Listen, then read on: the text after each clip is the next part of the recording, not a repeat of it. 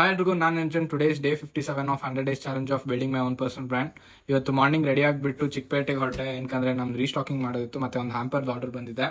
First ಅಂಗಡಿಗೆ ಹೋಗ್ಬಿಟ್ಟು wrapping paper restock ಮಾಡಿದೆ. ಅದಾದ್ಮೇಲೆ ಅಲ್ಲಿ ನೆಟ್ಟು ಮತ್ತೆ ಫೇರಿ ಲೈಟ್ಸ್ ನ ತಗೊಂಡು ಅದಾದ್ಮೇಲೆ ನೆಕ್ಸ್ಟ್ ನಾನು ಹೊರಟೆ ನಾನು ಲಂಚ್ ಮಾಡೋದಕ್ಕೆ ಒಂದು ಅಥೆಂಟಿಕ್ ಪ್ಲೇಸ್ ಇತ್ತು, ಗ್ರೌಂಡ್ ಫ್ಲೋರ್ ಅಲ್ಲಿ ಇತ್ತು. ಚಿಕ್ಕದು ಗೊತ್ತೇ ಆಗಲ್ಲ ಈ ಜಾಗದಲ್ಲಿ ಇದೆ ಅಂತ. ಆಮೇಲೆ ನನ್ಗೆ ಗೊತ್ತಾಯ್ತು ಯಾವುದೇ ಶಾಪ್ ಅಲ್ಲಿ UPI ಆಕ್ಸೆಪ್ಟ್ ಮಾಡ್ತಿಲ್ಲ. ಯಾಕಂದ್ರೆ 18% GST ಬೀಳ್ತಿದೆ UPI users phone pay use ಮಾಡಿದ್ರೆ. ಅದಕ್ಕೋಸ್ಕರ ನನಗೆ ಕ್ಯಾಶ್ ಕೇಳಿದ್ರು, ಎಲ್ಲೋದ್ರು ನಾನು ಕ್ಯಾಶ್ಗಂತ ಫುಲ್ ಪರ್ತಾ ಇದ್ದೆ. ಆಮೇಲೆ ನನಗೆ ಇನ್ನೊಂದು ಶಾಪ್ ಸಿಕ್ತು ಎಲ್ಲಿ UPI ನ ಆಕ್ಸೆಪ್ಟ್ ಮಾಡ್ತಿದ್ರು.